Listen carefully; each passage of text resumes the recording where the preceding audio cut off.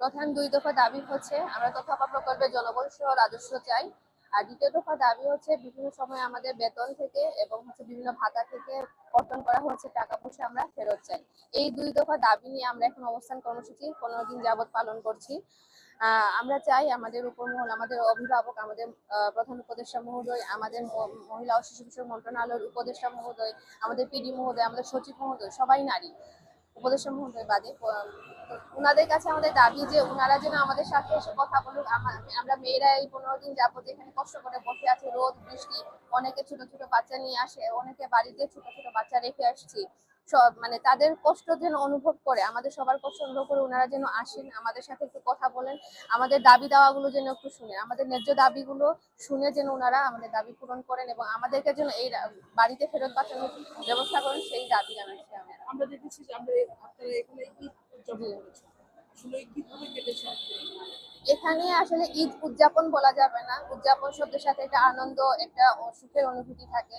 আমরা এখানে ঈদ করেছি কিন্তু খুব কষ্টের সাথে।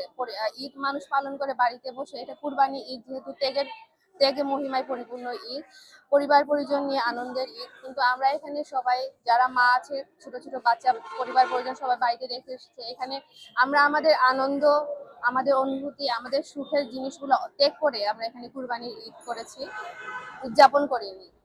এই যে আপনারা হচ্ছে আন্দোলন করছেন, আসলে আগে এখন অবস্থান করছেন, আসলে আপনাদের পরিবারের অবস্থাটা কেমন আছে? আমাদের পরিবারের অবস্থা, অবশ্যই তারা আমাদের জন্য খুবই চিন্তা করছে, আমরা কিভাবে আছি, কখন আমাদের উপর কি ধরনের ঝড় আসে, সেটা ওনারা ওখানে বসে চিন্তা করছে। কিন্তু আমাদেরকে এখানে আসতে দিয়েছে যেন ওনারা জানে যে আমাদের দাবিগুলো যৌক্তিক, সেই যৌক্তিক দাবিগুলো যেন আমরা পূরণ করে বাড়ি ফিরতে পারি।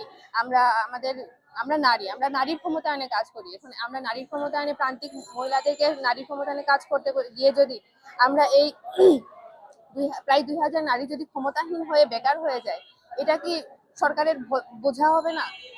এটা কি সরকারের উন্নয়নের দিক হবে না সরকারের বোঝা হবে? অবশ্যই বোঝা হবে। আমরা প্রায় 2000 নারী যদি বেকার হয়ে বাড়িতে বসে যায়, তাহলে তো এটা কখনো উন্নয়নের পথে সুন্দর কি হবে না, পজিটিভ জিনিস হবে না, নেগেটিভ জিনিসই হবে। আমরা তো অবশ্যই বৈষম্যের শিকার হচ্ছি।